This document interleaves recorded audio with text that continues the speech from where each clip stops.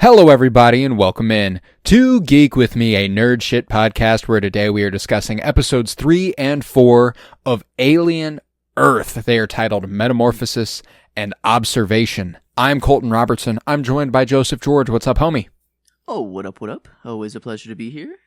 Oh, and it's always a pleasure to have you. And we're pushing forth with Alien Earth. For those who might be joining us for the first time, we did a whole anticipatory series on the Alien film franchise on our movie podcast called The Cinementalists. That's Cinementalists. And if you need to go ahead and figure that out a little quicker, you can slow it down. I don't know. But yeah, The Cinementalists. And we covered episodes 1 and 2 weeks ago. We're doing this bi-weekly. And we're now sitting at a point where we are covering episodes 3 and 4. We're halfway through the season. And I almost regret our choice. How are you feeling? Yeah, I don't know. I guess maybe this was an expectation thing. We did the whole anticipatory thing. I was in alien mode. I was kind of... I don't know, the show that I keep comparing it to is Penguin for Batman, and at this, more episodes, a whole different show, I guess, I don't know, different franchise, but still, Not existing more franchise episodes. that is, oh wait, it's actually 8 as well? Yeah. Or is there, oh my god, why did I think there were like 12, or I don't know why, I thought there were. Because the Penguin does a lot more with its time allotted. That's kind of true. I'll tell you that like, much. Each episode, the first 2, you knew what we were kind of getting into, like it was... I don't know. It was quite just you felt the magic kind of already. And this, I don't want to say that it's bad. Like it's not actively bad. I don't hate what I'm seeing, but it's not just by any stretch. Mm-hmm. And what they're setting up. There could be a pretty cool slow burn that's going on, and there's there's a lot of different players in the game, and it's stuff that's never been in the Alien franchise before. So like they're getting into things that I'm super, like, the concepts of them are really, really cool. But it just kind of feels... Super cool ideas, yeah. Yeah. It feels like that's kind of all that we have right now. And, if you perform, like Morrow, like the cyborg, freaking, dope. I don't know, Love that super character. great-ass character, and he performed his ass off, I feel like, these 2 episodes. Whenever he's, like, updating, uploading all that information into his head, and he's sweating his ass off. God, or like he's beautiful like, shot, too. Yeah, That's why I'm like, the show is such a fascinating mixed bag, where at points... It has the juice, like it looks good. It's extremely well performed. It's never not well performed, by the way. I don't want to dismiss any of the actors. They're all doing a great job. But there are moments when it all comes together. It's exceedingly well performed. The sound design can be really, really awesome. Let's see, the visuals can be on point, and then there are other points where the visuals, I'm like. How was this what we landed? Like those shots of Slightly sitting on a rock on a soundstage, where it's like his lighting doesn't match anything that's going on with the background, and you're like, okay, that's really, really not good. And that's why I'm like, there's not many moments like that. Don't get me wrong. That's not a common thing. Those are few and far in between. But it happens enough where you're like, come on now, you can't let shit like that happen. Especially whenever it does have such a strong handle on stuff that is good. And that's why I'm like, I'm compelled by the ideas. I really am, because I think the story they are setting up with Slightly, with Morrow, all that's really, really compelling. I think that Wendy and Hermit, the brother-sister thing, the conceptual, like, the kind of vagueness of whether or not they actually did what they said they did, which I didn't really think was a possibility after the first 2 episodes. They're kind of like, whenever he's like, did you really clone my sister's consciousness? Is that really her? And he's like, well, that's 2 different questions.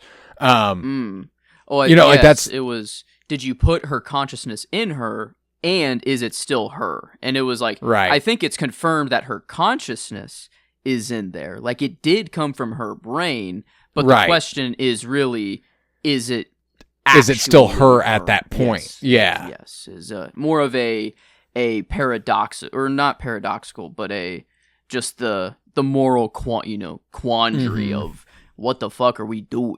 Moral inquiry, as Morrow puts it. When is a machine not a machine? But then the inverse, that wasn't. See, that's why I'm like, there's That's dope. Like, there's so much about the show that is so fucking dope. And, like, I'm really into it. Like, again, conceptually. But we are just moseying our way to the halfway point. And I think that the back half really could just...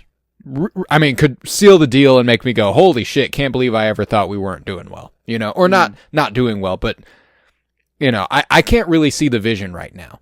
I'm excited to see where it ends, and I hope that they can seal it off for me. But right now, I don't really know where that is. And that's not strictly a bad thing. Like I said, you know, they could stick the landing, and I could be like, holy shit, never mind, this rules. That's why I'm not dismissing it. I don't want to. There's a certain... I like the philosophical, you know, moral inquiries of it all. Like, just kind of like... what's right, what's wrong, grappling with that sort of thing. It's compelling, I think, and it fits the franchise. Mm-hmm. Yeah, it's crazy that I'm looking back at our other sheet for Penguin and just looking at some of the things that we were just talking about for the first half. And yeah, no, it's a completely different feeling. Like here, halfway through the show, and I mean, you can kind of tell it's like, okay, we have the company, you know, interplay, you know, Wayland, Yutani obviously wants their stuff back, and Boy Genius is doing whatever he wants, so there's that conflict. There's obviously going to be the aliens, so it's like, I don't know, there's, I feel like stuff that's there, but there's nothing that's like I don't know, nothing that it's feels a series substantial. Of really, it's a series of really cool ideas and really cool moments right now. The storylines themselves, I don't have any that I'm particularly like. Morrow's is the only one that I'm like, I want to know what the fuck's going on there. Yeah. You know, I want to see that play out. True. Beyond that, you know, we don't really know the end game for Boy Cavalier and what he wants, who, by the way, I can't stand. And not just in a... Not in a way that's like that he's doing his job, you know, well, like right, and he's doing fine, you know. When it came to like the idea I had earlier was that I think I posted this on Blue Sky actually. Let me read you the post word for word, because when it occurred to me I couldn't help it. It's okay, well, it's taking its sweet fucking time loading, so I'll just try to remember it off the top of my head. I can't stand Boy Cavalier, and not in a way that's like he's particularly grating, and not in a way that's like, oh, that's just good TV, like it was with like Joffrey Baratheon or Ramsay Bolton in Game of Thrones. It's in a way that annoys the hell out of me, like Euron Greyjoy in Game of Thrones. Where interesting character, cool idea. What more is there here? You know, what more could you possibly? Because one-dimensional as shit. I don't like. That might be the single character I have the biggest problem with, and it's probably the worst character for me to have that problem with. You know what I'm saying? I want to be compelled by the villain, and I'm not. I think that he is. I think he's boring. I think he's dull. And I mean, unlikable, and he's supposed to be. You don't want to like him, but you also want to love to hate him, and I don't. Yeah, like Lex Luthor. Like, I agree with that dude way less. You know, that dude's more evil, and but I love him in the movie. Like, that's compared to... You love to hate, you love to watch him, you love to hate him. When Boy Cavalier's on screen, I don't want him to be there. Yeah, you know, like he annoys me. Trillionaire, and like him, you know, saying that it's a reminder, it's my world, he's just living in it, you know. It's like he's there. He's doing the trillionaire tropes. He's very disconnected. But then they sort of like, I don't know, not make you like him, but just give him this like childhood fascination of everything around, you know. He's not even acting, I don't know. He's so nonchalant, I guess, about everything that's going on, and it's just like it's nothing to him. But again, that's the point. But I do see what you're saying. It is like the Euron Greyjoy air that you have there, where it's like, okay, yeah, it's like maybe it just doesn't quite fit the rest of the show or everything else that's going on. But I can't put my finger on it. I just think he's so far underdeveloped. I would, I don't. One episode could change that. Like if they could dive into, I don't know, his rise a little bit, his ability to like why he's here.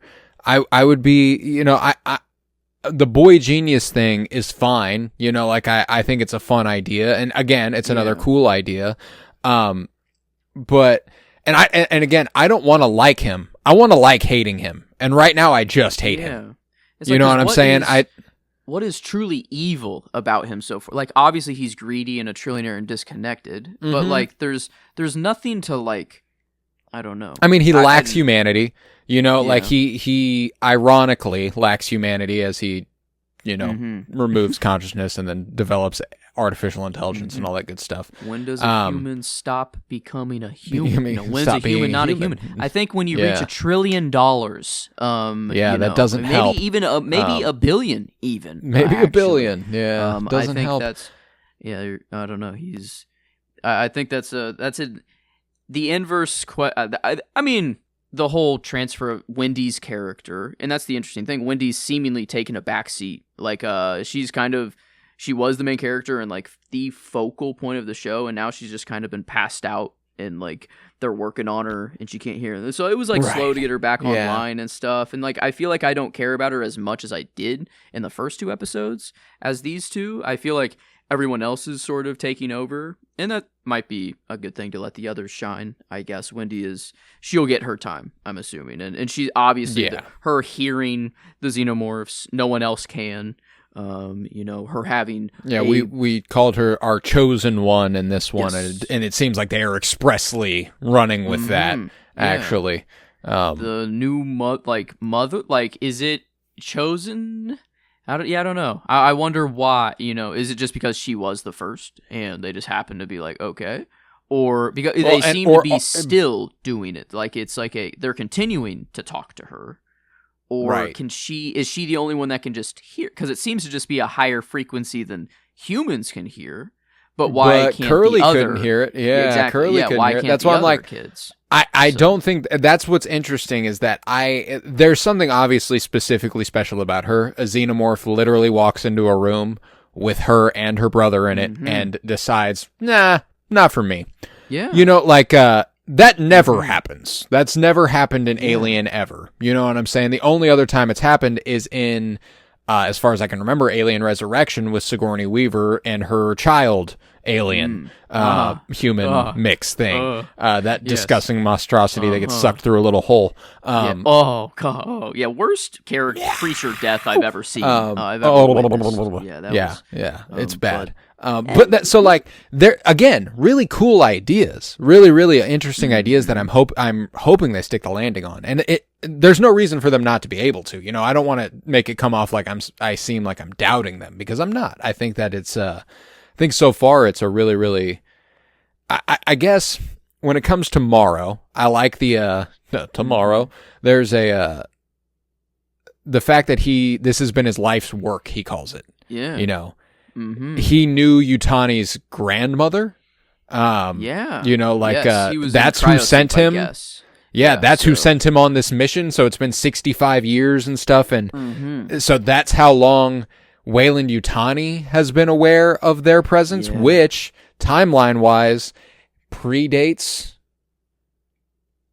Prometheus and Covenant, if I'm not mistaken. Wait, whoa, that's. Which would make sense why David was on a separate mission when he went there and stuff. That's what there's been a lot of there's been a lot of speculation online. It's like, well, they're really undoing the Ridley Scott prequels. Not necessarily. These can very, very much so coexist. I don't think that's the case at all, because the xenomorphs obviously did exist prior to Prometheus. David just genetically engineered them in a new way, because the mural of them is up for the engineers. Like they have a sculpture or a mural of it on the wall. So xenomorphs already existed. He didn't create them. He just altered them. Are we seeing like the eyeball creature and these plants and fauna? Are we seeing the altered, like what David created? Like, did he go to a moon? Ooh. Like they said that he said Morrow said that they went to a distant moon, and this is where they got them all from.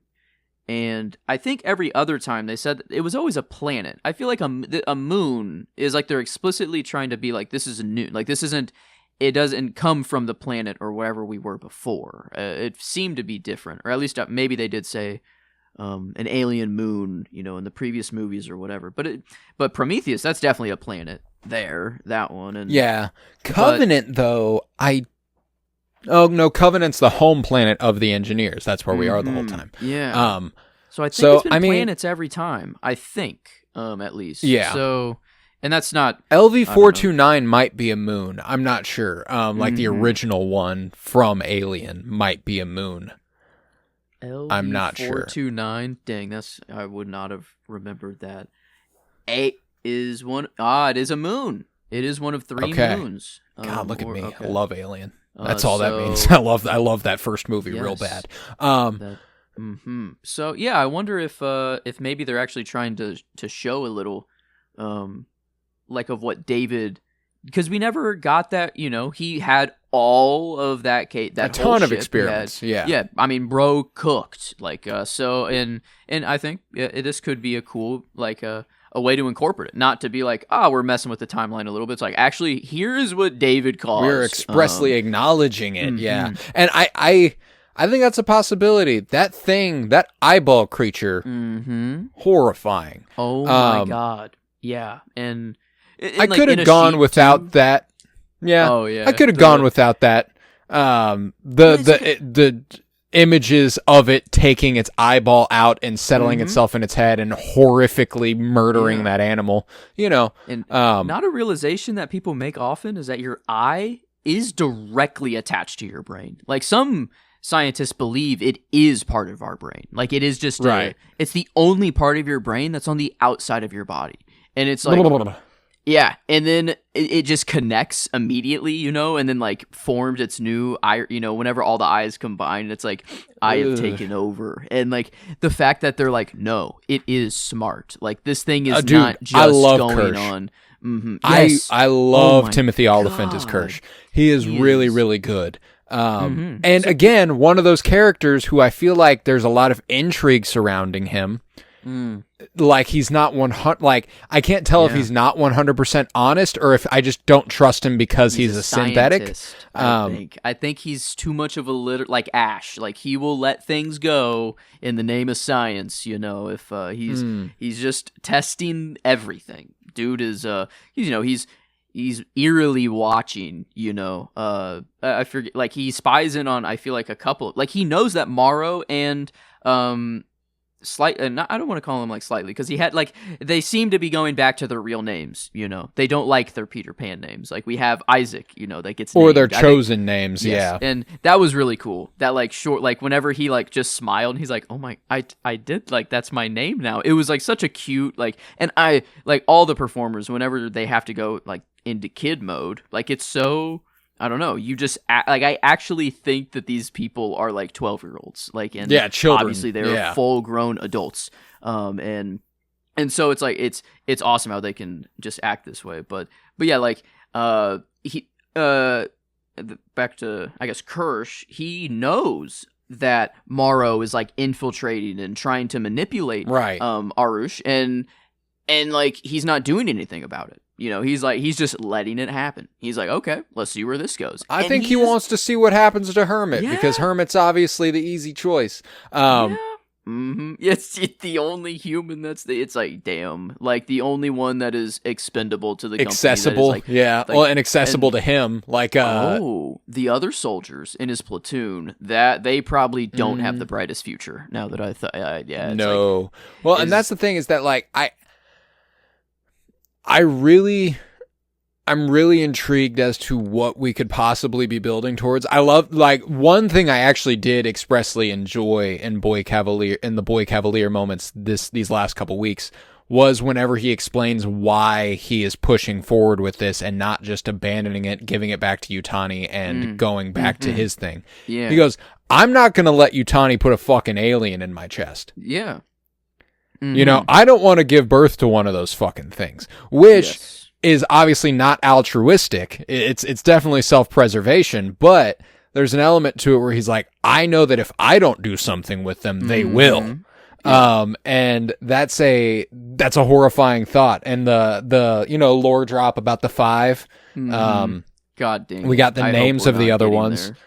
Please tell me, Lord, that we're, like they're, I hate it, man. God dang. I hope that this is just a tell of what not to do. Because when Nimic, fuck, it just feels so natural to actually say Nimic. But Joe, he is Nimic. Yeah. When he's just saying, just about him and like, we used to have governments and people used to select people to lead them, and it just didn't work. They said, it just didn't work, or they said that it didn't work. Like he was like, I think it's like the 5, like I don't know, like I wonder. They also call it. He also calls it the old world. Yeah, like they have. I don't know. It's like like just old world bad. Your companies have given you utopia. Accept it and be happy, about it, and wow, and we learned that Prodigy is a multi-world corporation. Also, they're not just on Earth either. Yes, and whenever he's like, oh well, you work for me, actually, just a small subsidiary, whatever, blah blah blah blah blah blah blah for me. Yeah, and it's like of an LLC in my name. It's a multiple worlds. But I wonder, what worlds potential, like I don't know, the colony that they tried to set. What movie was that? The colony that ended up just all dying. Was that just new? Covenant? Yeah, that was new. That Alien. Yeah, or Aliens. So not in the future, I guess. So actually not. That's why I'm like, there's the expansion. One of the companies is called Lynch, by the way, which is cool. I know. I saw on whenever it was on the monitor, I honed out. I just saw the word Lynch, and I'm like, wait, is this a David Lynch fucking on it? Like, are they referencing him right now? And then it's like, oh, it's just a But I don't know. We haven't seen them yet, right? Like we've only seen Utah. No, yeah, we've only seen Prodigy. 2 of them. We have not seen the other 3. Which is why I'm like, here's the other thing. When earlier you were comparing it to Penguin, and I want to dive into that comparison a little bit more. It seems arbitrary to the layman, but you did articulate yourself a little bit more off mic. Both are franchise spin-offs, like we know the Batman universe, we know the character of the Penguin. Alien Earth is, it's a spin-off of the Alien film franchise. It makes sense. One thing that does differentiate them though is that the Penguin was planned as a limited series, and I do not believe that's the case for Alien Earth. If this was a limited series, I think we would have made a lot more leaps and bounds. I don't think we are barreling towards a complete wrap-up of this narrative in the next 4 episodes. I do think that they are going to leave room for more seasons. And hope, I mean, the show's good enough that I already hope that they get more of it, I just hope that it gets even better.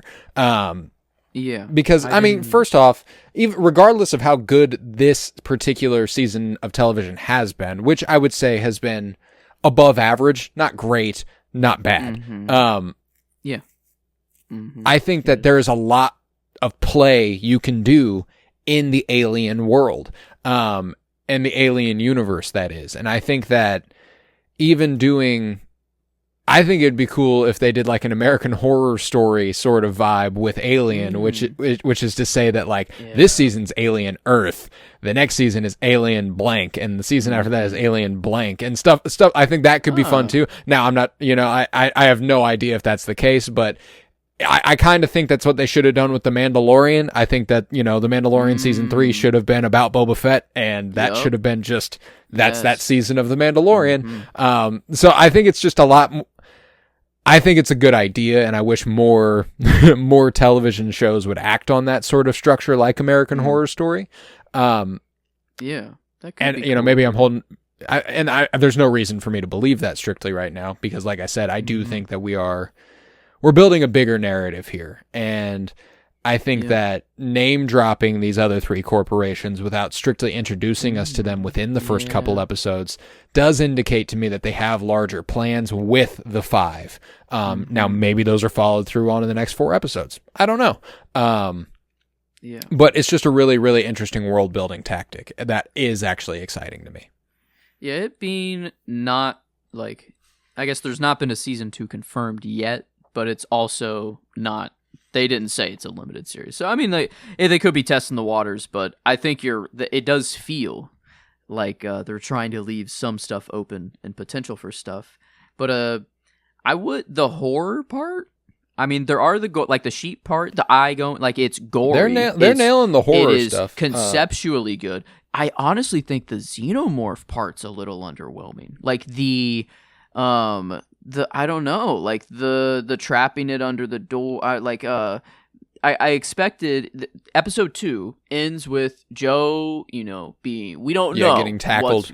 Who knows what the fuck's going on and when he's got to go save him. And then it's kind of like, I don't know. It just didn't feel like. I think when it comes to the xenomorph stuff,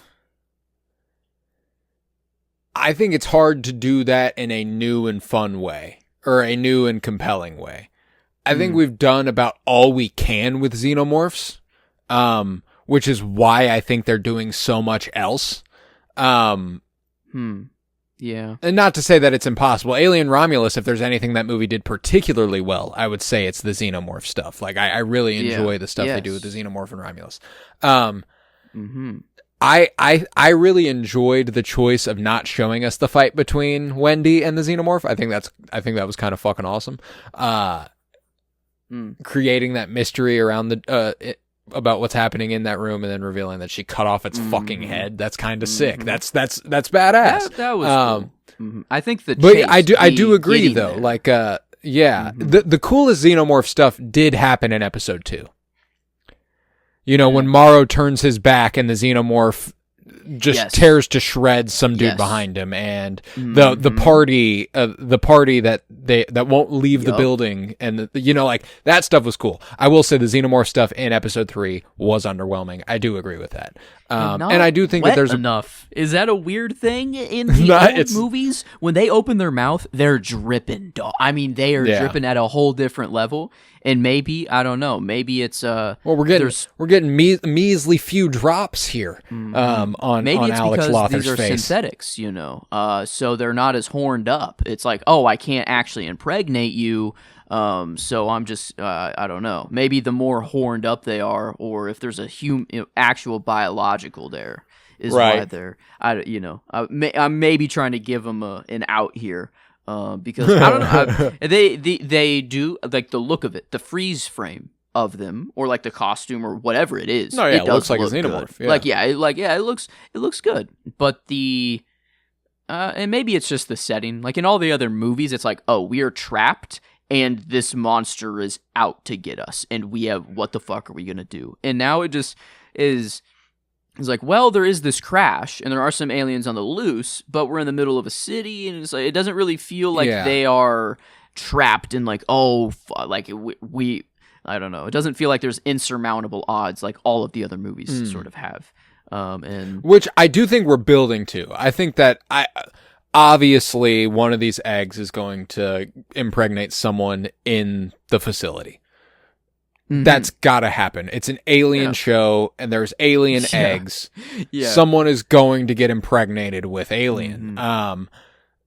We obviously see an alien burst out of the thing. So like maybe nobody does. We saw an alien be born. Well, like, are there more xenomorphs that are unaccounted for? Like, there is the one that Wendy killed. Like, there's that one. But like the crew that was on the ship initially, that Morrow just went under and crash landed, like didn't multiple of them get turned into xenomorphs? Did they all have wounds that were protruding outward from their chests? That's true. Kind of I'm like, I can't remember if there was more than one of them. Because how many face crawl? Like how many? I guess no.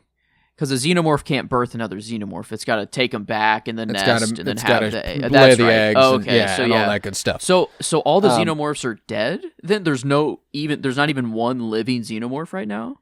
Then is that... I don't think so. At least not here. Now there is, because the one they implanted into Hermit's lung is born. That's right. We're on the fucking private island or whatever in the middle of the ocean. But like, say in the city, like there's no more. Like they've cleaned it up. I don't believe so. I do not believe there's any left. And I think there was only one loose. Chosen to hide. Like no way it would have been like, oh, I must nest and blah. Yeah, I don't know. So, That's I guess why I'm like, I do foresee a future where this xenomorph. I mean, that could be a problem within the next episode or two. That's probably next episode. Those things grow fucking fast. And what's that sheep planning? You know, what the fuck? What? Yo, he's what got can ideas. That do? Yeah, what is he thinking, bro? He's observing. He's taking it all in. But it's like a weird also fact is like we've cloned a sheep in real life. And that, like, not even like I feel like that was a while ago. That like Dolly. Like when was Dolly? That's been a thing. That was in what the what? Like if we have cloned a sheep, fucking Dolly was born. She was born in 1996. Before we were born, we cloned a fucking sheep. This is crazy. Like it's like and what do you think we're doing now in 2025? Like I mean, yeah, they were just like, all right, we cloned a sheep. Nobody think about that ever again. Yeah, like nobody ever remember that we did that. Yeah. So I don't know. I feel like they're like these like I want to compare like Boy Genius to just like Sam Altman. I feel like it is the closest comparison. Just AI, whatever. But you know what? Do we have some weird fuckers out, like unknown fuckers that are trying? Like I feel like to chase immortality, or like that is what the rich of the rich, the unknown. Like this is a creepy. I never thought that this was like a thing. God, immortality couldn't be less compelling to me. I have no interest in living forever. If you had this opportunity given to you of here's a windy bot or this body that I don't know, you can make the switch, but you could choose to turn yourself. No, you don't. I don't know. Sounds weird to say like kill yourself, but like I don't know. Like you could. It's not like you are doomed to live forever, sort of thing. So it's like I think infinite life is compelling once we've accomplished space travel and interplanetary life. Because then, I mean, as far as resources are concerned, it's not sustainable for an immortal race of people to keep having people. Yes. You know what I'm saying? Like that's... I see. Yeah, if we're saying on Earth, immortality just don't work. It is just simply... No. Yeah. Eventually, there has to be some sort of outlawing of creating more people. And at a point, if you are immortal, how many more people do you need? Like, it's like... This is true. Yeah, it's like... like, there's a double-edged sword there. I don't know. But, when it comes to what they've accomplished here with the consciousness transference, I think it's obvious that ultimately this would go to people like Yutani. It would go to people like Boy Cavalier. It would go to the people who currently rule the world, and they would rule the world forever. And that would just kind of be it.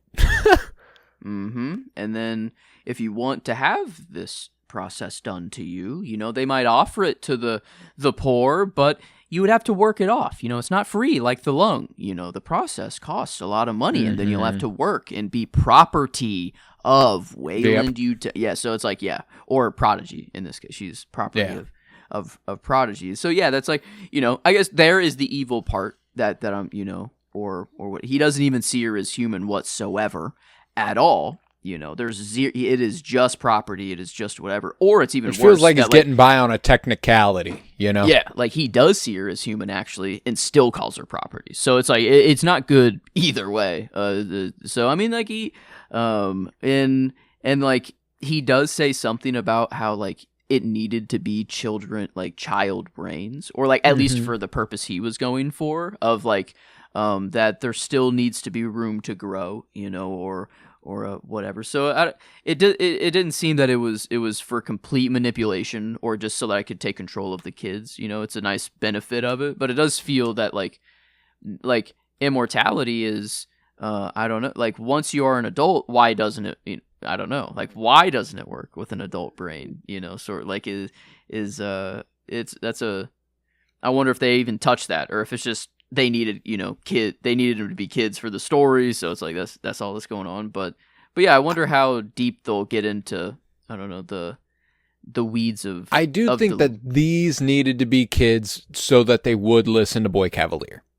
Like that was the main. You think the main reason behind it? Like the start of it. Like, you think he was like, all right, I want to create immortal beings, but I want complete control of them. And it's like, okay, adults obviously aren't. Yeah, I do think. I also think it's also an interesting control group because their brains are so malleable and stuff. You can see the ones who are more stubborn refuse his his guidance. You can see the kiss asses. You can see how it affects someone like Nibs, who is obviously losing her mind. Yeah. And I think that whenever, obviously there's no evidence to back up that an adult actually could go through this process and be fine. I guess I just can't really fathom in this sci-fi world why that would be impossible. You know what I'm saying? I think that what we're dealing with is a bunch of terminally ill children. Mm-hmm. Yeah. Who not only will they want to keep living, their parents would like for them to continue living. Like, it's not like it's. Yeah. There's when it comes to an adult, it could be like, you know what? No, I think I'm good. I don't think I want to live forever. Yeah. You got to be totally willing. Maybe that is like part of it. That, like, if you're even somewhat hesitant of the process, you have to be willing to give yourself over completely. Yeah. I don't know. But I do think that part of the root is psychologically, if an adult is transferred into say a 45-year-old man is transferred into the body of an immortal synthetic. And then Boy Cavalier starts telling him what to do. Yeah. That motherfucker's getting whacked immediately. Right. You know what I'm saying? You're right. He's like, oh wait, why the fuck am I? Yeah, why? They have super strength. They have every capability of doing whatever they want. They have to be willing to listen.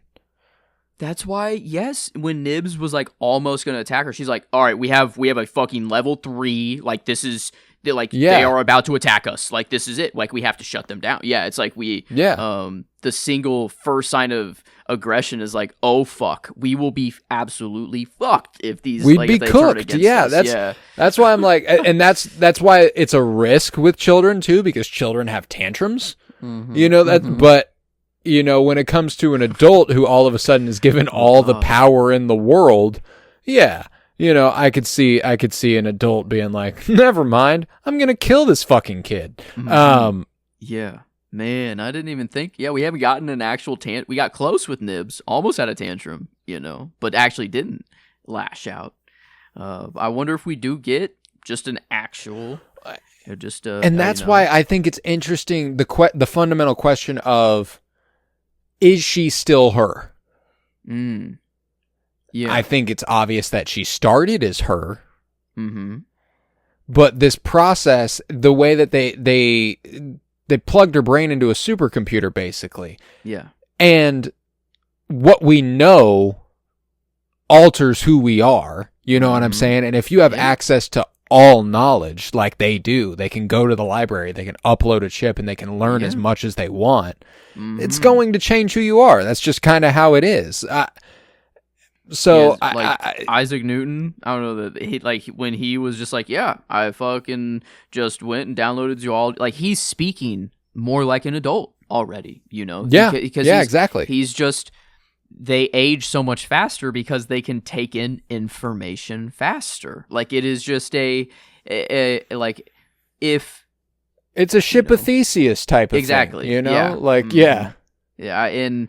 And we do it already. Like, we have synthetic organs, or like a titanium hip, or a fucking, you put rods in your ankle, whatever, So, like, we're cyborgs to an extent already. And on a metaphysical sort of level, like, I'm not who I was 10 years ago. You know, like I am so there's also that argument to be had, you know, like how fundamentally is she different than she would have turned out? Yeah. A, she's alive. Yeah. B, I mean, like she would, if she would have gone and grown up, if she had that opportunity, would she have turned into the person Wendy is going to become? No. You know, like it's a fundamentally different experience. So it's like there's an interesting dichotomy as far as like, again, that moral inquiry, that philosophical conundrum of whether or not she is her depends on your perspective. And I think that, you know, him breaking it down to like, she has her consciousness, she has her sense of humor, she has her, you know, she has her mind. Does that not make her her? Yeah, it's like a... At what point is it that simple? In the Matrix, you know, it tastes like it. You don't know anything different. It's just as real as I guess a real tangible state can be. But this is that to the ultimate degree of a life, you know, conscious, not just a thing, is like a collection of actions, a complete, like I don't know, and it's weird, like a human. Our body is just a meat sack that protects our brain at the end. I don't know. So it's like, and we can live so easily without an arm or a leg or whatever. But the second you take away our brain, we could survive. Yes. It's like, I get, not, you know, it does make life harder. That's for sure. I don't want to downplay that. But like obviously it is the consciousness part that is the gray area. It's not your heart. It's not your hands. It's not whatever. It is who you are inside. And that is, and I am kind of the mind of like a human child is just like a synthetic, you know, being born as well. Like you are born just completely neutral, whatever, but whatever presets in the case of the computer or your parents' experiences genetic code, before it determines who you are. And then just simply you are the product of your environment nurture after that. Yeah. So it's like so it is, yes, not she can't have a child. There's no biological thing there. She is no longer a human being, but there's nothing to me that really separates I don't know, calling her Wendy does feel wrong. Like it does feel she accepted that name herself, but she was a literal child. I don't know, like I think if you fast forward her through all of her life right now as this synthetic 20 years, and then you make her go back in time and ask her to do what she did, you know, she does think about it differently. There is a hesitation there, which before there was also not. Interesting details that they all become named after Peter Pan characters. Yeah. And she chose Wendy. That's true. Yeah. That name wasn't given to her. She looks like a Wendy. You know, like that is what she said. And I don't think that name was given to her prior to that. I think either she was accepting it and was like, she does look like a Wendy. Or I took that moment to mean like she thought of the name Wendy and was like, that is Wendy. I'm going to be Wendy. Because they kind of looked at and therein, Boy Cavalier was like, fuck yeah, let's run with that shit. Peter Pan rules, you know? And I mean, they're, I guess, kids. Like Peter Pan's a weird story if you look at, kind of kidnapping some kids. Oh yeah, sprinkling some fairy dust on them, and then whatever. It's been a while. Taking them to a land where they'll never grow old. Yeah. Boy Cavalier is, doing that. Yeah. And Captain Hook, fuck Morrow. He's literally Captain Hook. Yeah. He's got, but not a hook. Captain Blade. He's got the sword knife. I don't know what dagger. Yeah. It's too big for a knife. It's too small for a sword. It's the machete. But damn, I don't know and then the fact that he can just talk. I don't know how he's doing this. I guess he put that he put that thing in his neck. The sticker that yeah. Oh, okay. That absorbs right below his ear. So I think he is literally hearing out of that. Okay, so it's not like a psychic No. It is a technological component. Do this with another one of the kids. Yes. Yeah. Okay. I didn't catch the freaking. I remember him it coming out of his finger or whatever, the thing that was made, but I don't know. Dude, what. I just Morrow is sick. I love that character. That's why I'm like, there is a lot of, again, this show has nothing but potential right now for me. And Morrow is the spot I want to be. That's why I'm like, I think him hitching his wagon to one of these children is a fascinating choice. I also understand that he doesn't really have much alternative. You got to go to the island in the middle of the ocean. Fuck, god damn it! Why is it an island that's taking kids away and then you never see him again? And got human, whatever. That's no.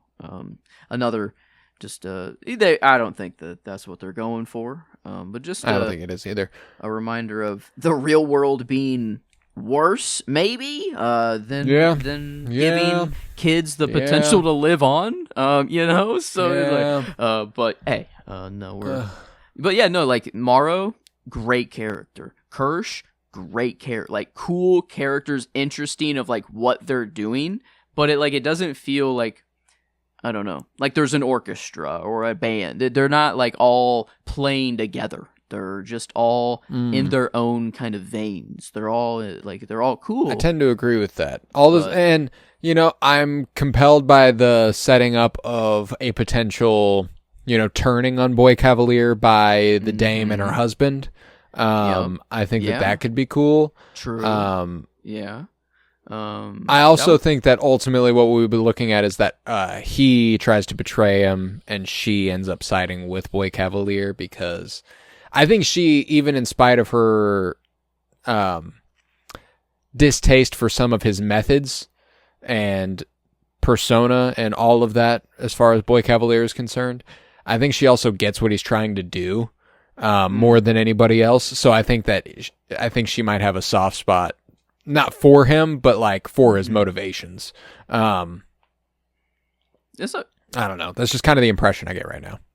Like, I did the husband and wife of I don't know, like that surprised me. I did not think the scientist. I don't know what that dude's. I don't know. Yeah, I don't know. Names are just hard, but I did not expect them to be a married couple at all. It was like, oh shit. Is it known who his parent, like Boy Cavalier's parents are? Like, is it possible that they are his parents? Like, is this? I sincerely doubt it. I guess it's possible, but because I was wondering. I don't know, like I don't know. I guess no. I don't know. The scientist doesn't seem that old. How old do you think that guy? Like, I read him. No, as like, I mean, I don't want to dismiss Essie Davis, the actress playing Dame Sylvia, but I would have given her a few years on him. Yes, yeah. At least that's why maybe I just didn't expect the marriage. Go figure. He actually doesn't have a year in his birthday on IMDb. Oh, wait, what? We cut out there. Worst time to cut out when you're telling me a fact, but he doesn't have a year on his IMDb page. It's just April 2nd. He's immaculate. David Risdall. Wow, just April 2nd. Every April 2nd from beyond, from the inception of the universe. Okay. 38, which means he would have been born in 1987. So yeah, she's got 17 years on him. So I don't feel as bad for thinking that. Yeah. Holy shit, is he with Zazie Beetz? Zazie, who's what? Zazie Beetz. Why does that's crazy? Zazie Beetz. She's been in a lot of stuff. She was in Atlanta. She was in Deadpool 2 as Domino. She was in Joker as the neighbor that Arthur Fleck gets really obsessed with. I think Deadpool. Yeah, okay, Deadpool. I gotta see it. Yeah, Zazie, Zazie Beetz. Yes, okay, seen her. Yeah, they are engaged to be married. Oh, they got married in. That's her husband. Wow. He's married to Zazie Beetz. That Good for not, David Risdall. Wow. Hey. Talk about Riz. The Rizzler, dude, straight up. The Risdall. Come on, wow. Let's go. Yeah, good for him. Good for him. That's all I have to say. But yeah, regardless, like, it is an interesting. Whenever he does drop that, I feel like they kind of allude to it in the first one, because for some reason, I thought that they were Marcy's parents at the beginning of the first episode. And I don't think they are. I know they aren't. Now that we're here, I know they aren't. But yeah. So I don't think it wasn't a total surprise. Just right now. Yeah. So I think that they are being like they are raising the kids together. So maybe that was kind of the tone I got. But regardless, I that was an interesting drop. That was just kind of like, oh yeah, that kind of explains their chemistry a little bit. Yeah. But I don't know. It is nice that there is at least that internal struggle. It isn't just like everyone's on board and we're just barreling down. Like there's oh shit! Like what the fuck is he doing? Like what? This is just bad, right? He kind of reminds me of Shaggy. I need more. I need more of that. Yeah. Like he reminds me of. There's a dude in Doctor Who, in the Matt Smith seasons, played by. Let me get to him on IMDb, because I don't want to mess up his name. His real name, that is. Arthur Darvill. He plays Rory in Doctor Who. Reminds me of him just exactly. I don't know why. Just a general vibe. The tall, lanky white boy with a beard and that hair. It's just kind of the same man. But I don't know. I hope that like the other kids start having something. Like it seems Nibs, she's going through her crazy. I wonder if it was just the eyeball experience that like gave her this super crazy fearful PTSD, and then she just doesn't know how to handle it, so it's just breaking her. I think so. I think it's definitely just PTSD from that incident, but I also think it is the whole consciousness. That's not true. She was actually having having touching and seeing her old self and like being like, oh fuck, yeah, like what am touching her eyeball. Like she and didn't, that was kind of sick. Actually seeing like someone able to touch their eye and compress it, but have no actual pain response to it. And so, I mean, like she has her cool story. Arush, is developing enough, I guess. And Isaac, like small. I feel like that really small, but good moments. So maybe he's going to have, I think found. Kirsch is going to break his heart a little bit is my guess. He's a little too enthusiastic right now, and I think he's going to get taken down a peg, either by Boy Cavalier or by Kirsch himself. Because, again, I think whatever... for me, there's been a lot of talk about corporations. There's been a lot of general corporate intrigue without there being any real corporate intrigue. And I gotta think we're dealing with at some point an inside man or something like that, like someone actually working for a different company, corporate espionage. I'm not expecting it, but who's that? Ooh. Very well could be, very well could be. That's why I'm like, I could absolutely anticipate something like that, and I'm interested by the fact that there hasn't been any of it. I don't know. Just because we're dealing with all these corporations, it would make sense if something like that was happening. I don't know. Yeah, I'd agree. I mean, every company seems to be very contained or very in their own. I don't know, like Utani, we got a few, she called Morrow, or Morrow called her, and talked to her for a little bit, but then it was like, all right, we'll go get him. He's like, well, I fucking hate this shit, but I'm not, he says, I'm not complaining, I guess. I don't know, that was yeah, no, he's just like, this is my life's work. He's like, everyone I know is dead. And she's like, I'm sorry you signed up for the job. He's like, yeah, I know. I'm not complaining. Like, damn, like, I don't got anything else to do. It also feels like he says it's his life's work, but is he like, is he coping to himself? Because whenever he's with Arush and he's like asking him questions, he's like, oh, like, would you hurt other people in order, or like putting the moral quandaries up to him, and he seemed to be like asking it because of him having to crash the ship and him and all of the maybe a lot more than just crashing the ship before as well. Like it seems that he's being like very forced to do these things, but he just can't do anything about it. And I don't know. I wonder. I think you're right about it being coping. I don't know Yeah. that he's strictly being held at gunpoint. I don't think he has like a Suicide Squad type bomb in his neck. I don't know. Maybe he does. He's a cyborg after all. But yeah, I think the idea that he sacrificed, he says he was a parent. He had a daughter. I think the fact that he sacrificed that time gives him an unwavering dedication to the mission. And he's hoping to justify his actions in that commitment. You know what I'm saying? Like, he made a commitment and he's sticking to it, and there's honor in that. But in sticking to that commitment, has he been dishonorable through other actions he's taken in order to maintain that commitment? If that makes sense. You know what I'm saying? Yeah. So, 'cause I feel like he wants to just get them back and give them to Yutani, and like I guess that's the mission that he's on.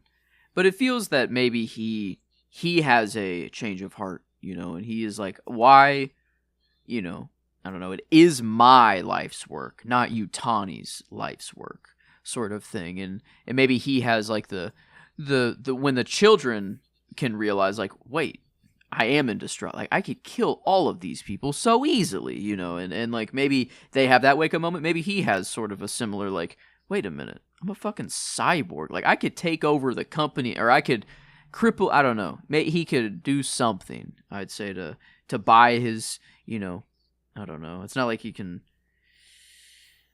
maybe just go, I don't know, just off to a different planet. Like, and that's how we get other worlds into this. Like, but it is alien Earth. So it seems, I don't know. It feels like whatever's going down, it alters Earth. Something is going to happen to the planet, I feel on like. Earth. Yeah. Like, and it's the city shots, it kind of looked like Blade Runner. I'm not going to lie. Like an event, like a early going Blade Runner. Like, it looks like it eventually can, like, get, I don't know, like the building. I remember a wide shot in Blade Runner of just the skyline, and the building the ship crashed into, I feel like looked like the main building in the middle of Blade Runner's, like, city or whatever. Only problem with the idea of it being an early goings of Blade Runner is that Blade Runner is set in 2019.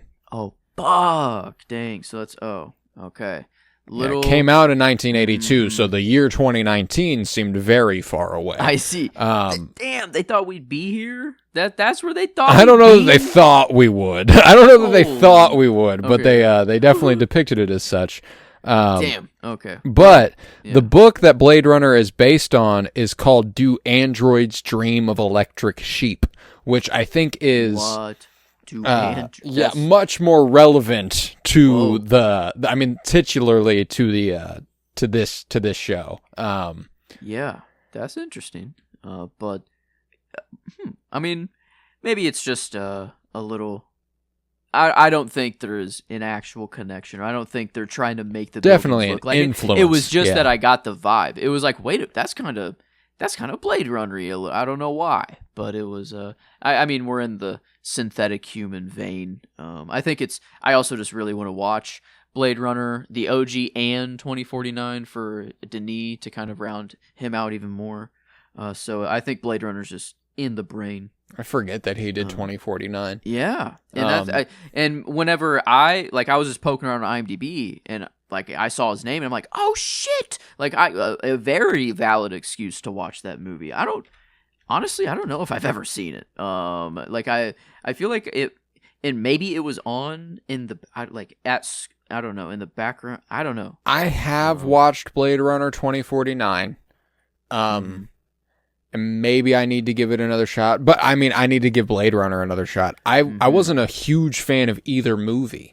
Yeah, is what I found. I mean, Ryan Gosling, he does his stuff. He's it's just kind of depending on the movie if it's good or not. Like a La La Land. Oh my fucking god, are you kidding me? That's like incredible. But then like a what was that stunt double Fall movie? Guy. Yeah, whereas like he does his thing, but it's like he's having fun. Yeah. But Harrison Ford and Ana de Armas as well is like, I don't know. And then Denis, I was like, wait a minute, what the frick? It's like, that's why I feel like maybe I've seen it, and maybe that's why, maybe it was a little unforgettable, or forgettable, and maybe it's like, I don't also know, has Jared Leto, so there's also that. No shot, dude. Fuck. Yeah. God damn it. I still can't believe it. I mean, at least he's just a robotic soldier, you know? He's not fucking Sam Flynn's I think that's kid. going to be part of the point. I think it's going to be part of the point that he, like, maybe stops being bad. I don't know. That's kind of just my view from the outset of Tron Ares. I have no idea. But regardless, all this sci-fi talk spinning out of Alien Earth here. True. It is good sci-fi. It is good horror. Yeah, it is. It's fitting that vibe, you know. So like, I'm happy with it. I could be happier, and I'm hoping it makes me happier. That's kind of where I'm at with it. We're gonna need to ramp up a little bit, you know. We're gonna I agree. need to either pick up the pace or all, I don't know, have a twist of something that adds some juice.